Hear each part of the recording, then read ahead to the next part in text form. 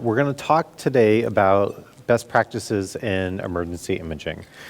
And again, I'm an imaging guy. This is something that I've dedicated my career to. And we're going to talk about a lot of different things today. A lot of these are big, broad concepts. What I don't want people to walk away from here is a fear of imaging. At the end of the day, if you think the patient needs the imaging, get the imaging. All right, that's not the purpose of this talk today. But really, the purpose is to try and at least bring to light some of these concepts and some of these ideas that maybe we can fine-tune our imaging. So, in a shocking surprise to no one, it turns out we image a lot in the emergency department, and it's just increasing year after year. So this is a little bit of old data. There's nothing more recent than this, but our imaging utilization is going through the roof. So again, the purpose of this is to sort of bring to light some of these concepts, but at the end of the day, if you think a patient needs the imaging, get the imaging. So big increases in CAT scan, 135% increase in imaging. Ultrasound, 134% increase in imaging over the years. So huge numbers that we're talking about. And we have a ton of choices. So in the emergency department, we can get a CAT scan, we can get an X-ray, we can get an ultrasound, we can get an MRI. We have an MRI right in the middle of our ED, which we use all the time.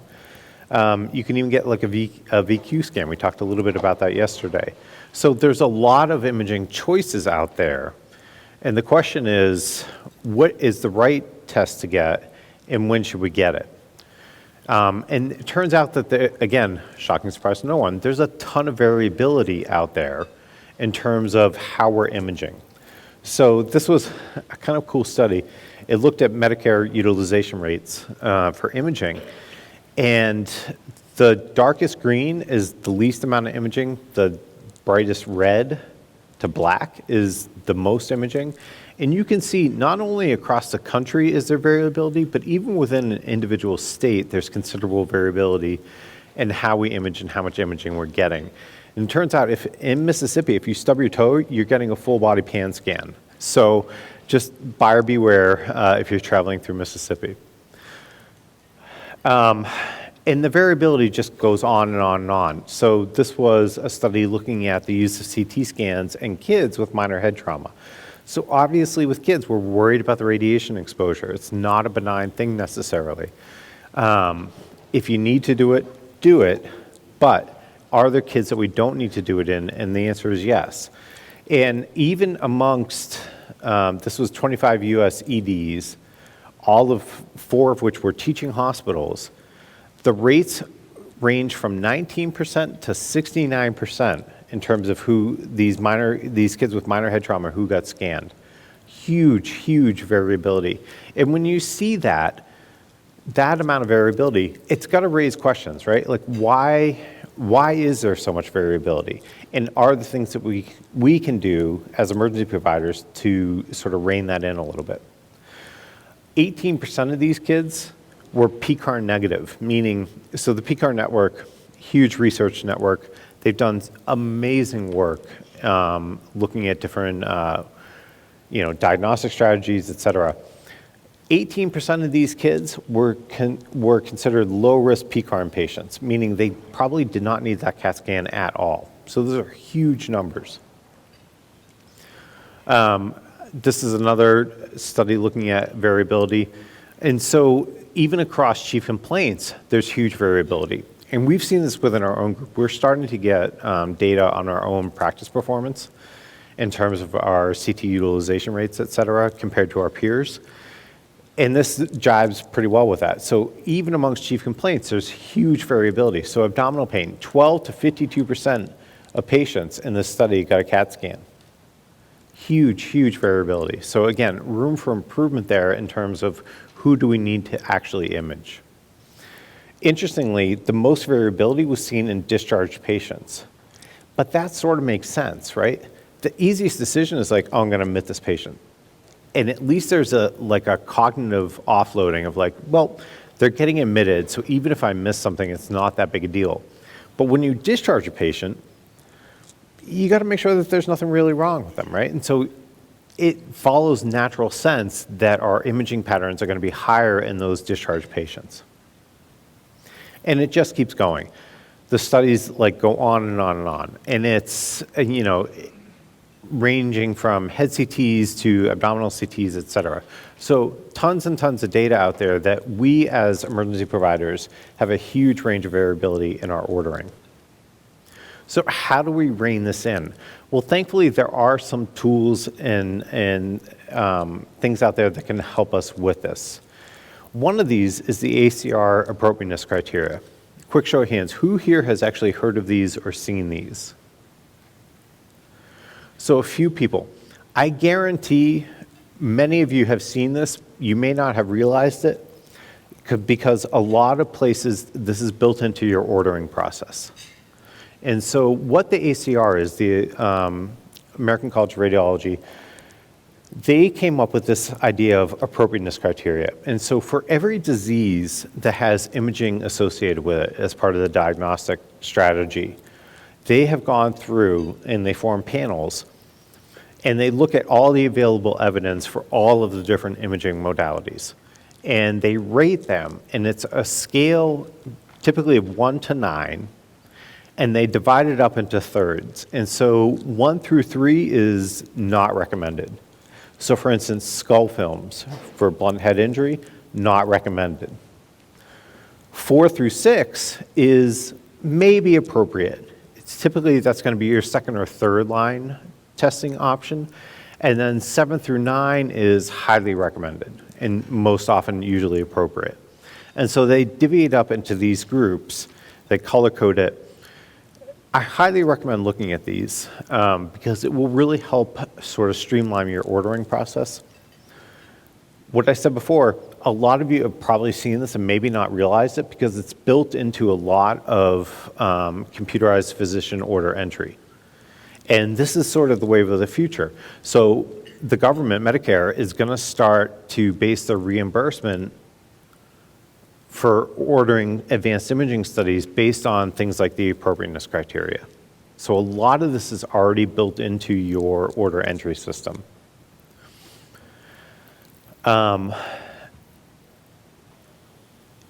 What I think is interesting is it's very helpful and it's nice to have the data. You also have to take it a little bit with a grain of salt because if you look, so this is the appropriateness criteria for suspected cervical spine injury in adults. And if you look at it, it says that CT of the C-spine is the most recommended study. And yes, that is by far and away the best test out there, all right? It's gonna pick up the most things in terms of blunt trauma to the cervical spine. It puts plain films in that middle category, may be appropriate, so 4 through 6.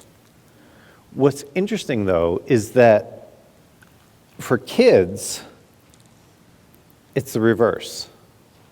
So in kids 16 and under, they actually recommend plain films first. So if plain films are such a bad test, why then do we recommend it for our probably one of the more vulnerable populations and arguably less studied, less easier to get an exam and a history on, right? So when you look at the panels, you have to see who made up that panel.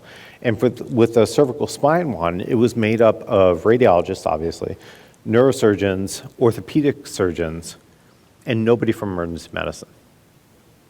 And we're the ones who are on the front lines doing this every day, right?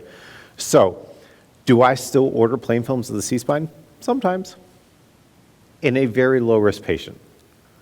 I liken C-spine films to the D-dimer of the radiology world, right? So if you're in a high-speed MVA, massive head trauma, neurodeficits, et cetera, am I gonna order a C-spine film? Nope. If you are a young, skinny 20-year-old who got in a rear-end MVA, who has midline cervical tenderness, so I can't clinically clear them, and they're texting on their phone with their lawyer, I will sometimes order a C-spine film on them, and that's probably okay. But I leave that up to you guys to decide. But know that the ACR appropriateness criteria, what they recommend for adults 16 and over is a CT of the cervical spine. And like I said, the day is coming when they're going to base our reimbursement off of decision rules like this. So Another tool that we have is the Choosing Wisely campaign. And so this was a huge multi-specialty effort. So over 80 medical societies have bought into this. And what they tasked them with was coming up with sort of the low-hanging fruit, like things that we could, as a society, agree on probably did not need testing or imaging, et cetera. And a lot of these revolve around imaging.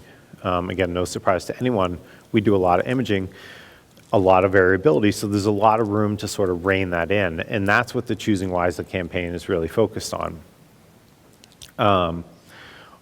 ACEP, one of our biggest bodies, really bought into this. They came up with a number of Choosing Wisely criteria. It sounds great in practice.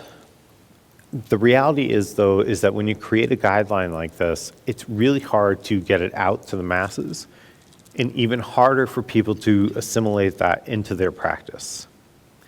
The beauty of it, though, is that these are our national societies. These are our national governing bodies. And so if they support this, it gives you a great deal of protection in terms of medical legal ramifications. So I encourage you guys, again, to sort of look at ACEP's Choosing Wisely guidelines. Some of the ones that are out there, and again, this is not a complete list at all, but for patients who come in with an uncomplicated headache, you don't necessarily need to get a CAT scan on them. Now, if it's totally new onset and totally out of character for anything they've ever had, yeah, I would probably get neuroimaging on them. But if it's someone who frequently gets headaches and this is sort of the normal headache and they come in, you don't need to get a CAT scan on them. In patients who are considered low risk for PE, and we talked about this a little bit yesterday, so define that as you will, whether with your Wells criteria or PERC criteria, whatever. In someone who's low risk, you don't need to get a CAT scan on them, all right? So use your clinical decision rules to help you sort of rein in that part of the imaging. In patients who are chronic abdominal pain patients who come in, every other week or, at least once a month to the ED, if there's nothing out of the norm for their presentation, so meaning like they don't have a fever, their white count's not 40, you don't necessarily need to get a CAT scan on them all the time. In patients who, have known renal colic and they're coming in with their classic renal colic symptoms, if they're not looking sick, if they're not looking infected, you don't need to get a CAT scan on them. You can diagnose that clinically. The last one I think is really interesting. So no abdominal CTs with and without contrast. So my radiology group is very radiation sensitive. They're very progressive. They're very, sensitive to things like radiation. So I didn't really realize this until I was doing this talk. A lot of particularly academic centers, when you order an abdominal pelvic CT, a lot of times they do it with and without contrast. So they're double scanning those patients. The diagnostic yield on that is incredibly low. So don't do that routinely. Another tool that we have are the ACEP clinical policies. And I highly, highly encourage you guys to look at these. They're available on the ACEP website. This is what our governing body, our main advocate, puts out there as best practice. And so I really encourage you guys to look at these, and they run the gamut for a bunch of different indications. This is the one in patients coming in with mild traumatic brain injury. This was released not all that long ago. One of my colleagues actually sits on the ACEP Clinical Policies Committee. This is a huge thing. And if you really want to practice standard of care, I encourage you guys to look at these guidelines. And so what they're recommending is in patients with mild traumatic brain injury, use a clinical decision rule. So use something like the Canadian Head CT rule, the Nexus Head CT rule, the New Orleans Head CT rule.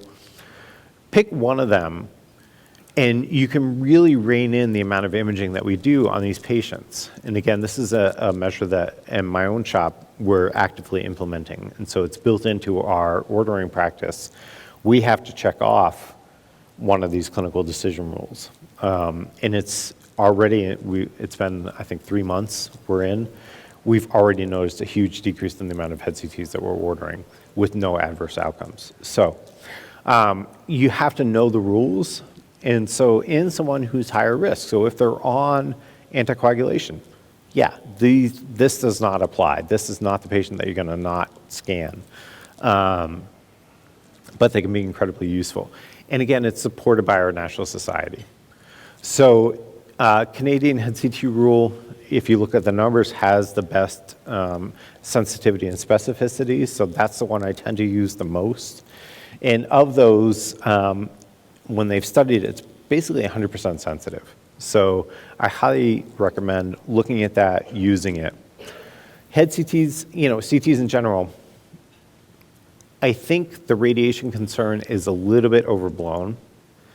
If you look at the data, it's pretty sketch. And a lot of it is based on like atomic bomb survivors, et cetera, Chernobyl survivors. However, it's still a risk. And so if we can decrease it, I think it's worth it. And so when you look at it in a 30-year-old male who gets a head CT, that's a dose of 1 to 2 millisieverts, which if you look and believe the data, that's a risk of about 1 in 10,000 risk of cancer over their lifetime. As with younger patients, that risk goes up. And so everything that we can do to sort of decrease this, I think, is worth it. So build this into your practice, and I 100% recommend looking at the ACEP clinical policies. So pediatric minor head injury. Huge numbers here. Anyone who works in pediatric ED, the kids fall and bonk their head all the time. And I like to say, I became a much better emergency physician when I had my own kids. Because before that, you're like, oh, they don't need a head CT. Like, why are these parents here? This kid's fine, right? And then once you have kids, you sort of get it. Because then that worry starts to eat in there, right? And you're like, oh, they bonked their head, maybe they're not acting right, maybe they were a little nauseous, maybe they vomited, and you start to freak out a little bit. And I appreciated that much more once I had my own kids. And so who do we need to image? A few key take-home points. Don't get skull films. All right, I see these occasionally coming in from urgent cares. Do not do it. There's no data that supports the use of this. It's actually actively discouraged, so don't get skull films. In terms of radiation exposure, the numbers go up. So remember I said for a 30-year-old, it's like 1 in 10,000 risk. For kids, it's 1 in 1,000 to 1 in 1,500 risk of cancer with a head CT. All right, so not benign numbers. So if we can rein it in, let's do that. And thankfully, the PCAR network came through for us here. So like I said, it's a big research network. It's a national research network. My site is actually one of the research nodes for this. And they've done some incredible work. And one of the best things that came out of this was the head CT guidelines. And so in kids who come in with mild traumatic brain injury, not everyone needs a head CT. And they looked at 42,000 kids, so huge numbers. And if you apply this rule, 100% sensitive in kids less than 2, 96 to 97% sensitive in kids over 2. So again, a great clinical decision tool for us to use. Of the kids who ended up having like a head bleed, the vast majority following this rule did not even need neurosurgery. So even if we missed it, it wasn't that big a deal clinically. Here it is. I'll let you guys look at it on your own time. But I highly encourage building this into your clinical practice and documenting it. So when I see a kid with a mild traumatic brain injury, I will say, I applied the PCARN rules, head CT rules, and this child was deemed to be low risk for significant head injury, therefore will not pursue imaging. And I talk to parents about this as well. And it's, again, as a parent, I start to get that anxiety and that fear. And I say, look, they've done tons and tons of research on this, 40,000+ kids. Based on their research, I do not think your child needs a head CT at this point. And that, I think, goes a long way to reassuring patients and their families. So use these, look at them, incredibly useful. In terms of C-spine imaging, again, not everyone needs a film. And so there are two big clinical decision rules. Most people have heard of these. So there's the Nexus criteria, there's Canadian C-spine criteria. They both work pretty well. Canadian probably outperforms Nexus to some extent. And the beauty is the ACR appropriateness criteria recognize these as valid tools. So in someone who's otherwise pretty low risk, you can apply one of these clinical decision rules, and if they're negative, then you don't necessarily need to move on to imaging.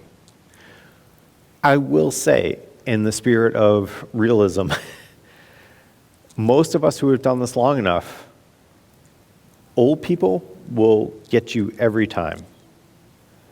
And if you're worried enough about an old person who's coming in with blunt head injury, if you're worried enough to be scanning their head, I generally recommend scanning their C-spine as well. And so one of the worst cases I ever saw was fall from kneeling, not even fall from standing. This lady was out in her garden weeding and toppled over. And she's like, yeah, no, doc, my head doesn't hurt. And she's doing this. And I was like, you're 80, I'm gonna get a head and a C-spine CT. And she had a type 2 dens fracture. That she's like, no, my neck doesn't hurt. I'm like, stop doing that. She's like bobbleheads, right? And so that's my own practice. I leave it up to you guys to decide what you want to do. But old people, I generally are a little bit more liberal with my imaging. The other thing is the cancer risk, I don't care. If you're 80, you're not going to die from the cancer that I gave you from your C-spine CT, right? So the data says it works. Clinical practice, I don't think it works as well in older folks, so I'll leave it up to you guys. What about plain films? We talked briefly about this. Like I said, I liken this to the D-dimer of the radiology world. Officially, I have to say, in adults, don't do plain films. Do I do it? Yes, I do. But in very select patient populations. But in general, the ACR appropriateness criteria recommend not doing it in adults. In kids, it's a very different story though. So in kids who are less than 16, their injury patterns are different, and the ACR appropriateness criteria and the pediatric societies recommend starting with plain film. All right, it's a lot of radiation to the thyroid in kids, and so they do recommend starting with plain films. All right, hip fractures. This is a big pet peeve of mine. I see M&Ms at least 2 or 3 times a year from missed hip fractures. This is a huge deal in terms of morbidity and mortality. These are life-altering, if not life-ending events for a lot of our patients. And so when you look at one-year mortality, in women it's 22%, in men it's 33% from a hip fracture. Huge, huge morbidity and mortality. And delays in diagnosis and treatment are directly feed into this increased morbidity and mortality. So we don't want to miss these. But the sad fact is we miss them all the time. And that's because the imaging is not great. And so sensitivity for plain films, one of the studies quoted 90 to 98%. There are some studies out there quoting 79%. All right, so not great in terms of diagnostic accuracy here for plain films. In patients who are old, osteopenic, low energy mechanisms, you may miss stuff. Why low energy? Because there's not a lot of translational force, so that hip isn't necessarily going to displace if it's fractured. And part of the problem with hip fractures is the type of bone that it's made up of. So the femoral neck is made up of trabecular bone. They talk about these trabecular arrays. When trabecular bone breaks, it very often doesn't snap apart like regular cortical bone. It often sort of impacts and it sort of interdigitates. And that can be very subtle to see on a plain film, if not totally occult. And so in patients coming in with trauma, with hip pain, have a very high suspicion for an occult hip fracture, even if you're not seeing it on the x-ray. Now, the ones that we care the most about are femoral neck fractures, because of the blood supply to the femoral head. So if you disrupt that, it's a circumflex femoral artery. If you disrupt that, you end up needing a hemiarthroplasty, which is a huge deal. It's very expensive, huge morbidity and mortality in terms of rehab and all the comorbidities that go along with it. If it's non-displaced, they can do a dynamic screw, and they get those patients up and walking, sometimes even the next day. So a lot less morbidity and mortality. So we don't want to miss them, but unfortunately, those are the ones that we miss. When patients come in, where they tend to complain of pain, so if they're complaining of pain over here on the hip, more likely trochanter. When they come in complaining of groin pain, that's when you need to start worrying about femoral neck fractures, because that's where your hip joint actually is. All right. What about walking? I get this all the time. The residents are like, well, I'll get them up, I'll road test them, I'll see if they can walk. If they can walk, they can go home. Total bunk. People with hip fractures walk on them all the time. And again, I see this, at least multiple times a year. Patients fell, they didn't want to come to the hospital. They're usually old guys because we're stubborn. And finally their wife is like, you got to go to the hospital. And they come in a week out and they've been walking and they have a hugely displaced femoral neck fracture. All right, so the ability to bear weight doesn't rule out that they could have a fracture. So if you're worried about it, what is the gold standard test? And it turns out it's MRI. And it's a little counterintuitive because what MRI measures, so a CAT scan measures radiation, it measures X-rays. And CAT scan in general is a better test to look at bone, to look at cortical bone. MRI measures the spin of protons in water. And so you have all these protons that are randomly floating around. When you put them in the magnet and pulse them, it snaps all those protons into the same orientation. And then through the magic of physics and science, it measures the rate at which they fall back into random orbit. And so what MRI really measures is water content. And if you think about that, it makes sense, right? So what do we tend to get MRIs on? We tend to get MRIs on neuro stuff, right? Brains. A lot of water in brains. We tend to get MRIs for soft tissue things. A lot of water in soft tissue. Is there normally water in bone? No. So then why is MRI the gold standard test? Because what it's looking at is bone marrow edema. And when you put someone in the MRI with an occult hip fracture, it lights up like a Christmas tree. And it's 100% sensitive. So in terms of diagnostic testing, it's one of the best out there. So it is by far and away the gold standard test. CAT scan, not as good. And the ACR recently came out with a revision to their guidelines. In prior years, CT scan for suspected occult hip fracture was in that middle category. And they've done studies looking at them head to head, and MRI vastly outperforms CT. In recent years, for some reason, they bumped CAT scan up into that upper category, that usually appropriate criteria. But if you look at the source data, it's not great. And so if all you have is a CAT scan, fine, get the CAT scan. But just keep in mind that if it's negative, you're not done. So if the CAT scan's negative and they're still having significant hip pain or difficulty walking, you really should be getting an MRI. And whether that involves transfer or not sort of depends on your own individual site. But I do recommend getting the MRI if you're worried about it. All right, PE.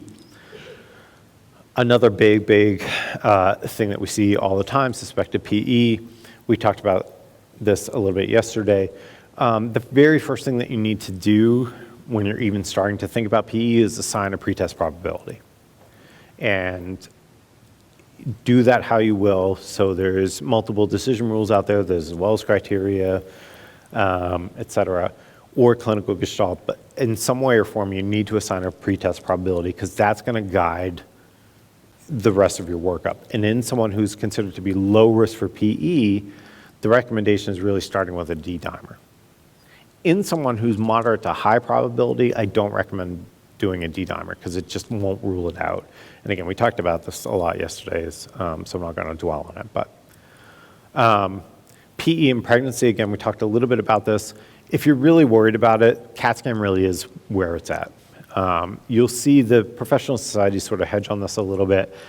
In terms of VQ scan versus CT, the VQ scan ends up with a lot of radiation centered right around the pelvis, right next to the fetus. So if you're really worried about it, then you should be putting a Foley in and doing forced diuresis to get that contrast out. So it doesn't happen in practice, so I generally recommend if you're worried enough about it, get the CAT scan. If you are considering a VQ scan, the first thing that you need to do is get a chest x-ray. And the reason for that is if their chest x-ray is baseline abnormal, then by definition, your VQ scan is also going to be abnormal. And it's going to be at best indeterminate in terms of the read on that. And so if you don't have a normal chest x-ray to begin with, there's no point in doing a VQ scan.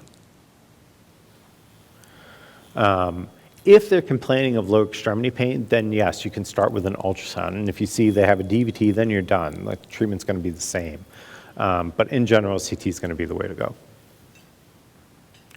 All right, so in conclusion, ED imaging going through the roof. So whatever we can do to sort of rein that in, I think is worth it.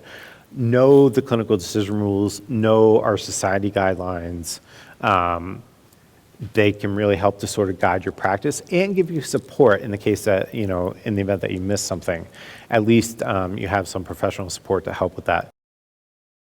Thank you, guys.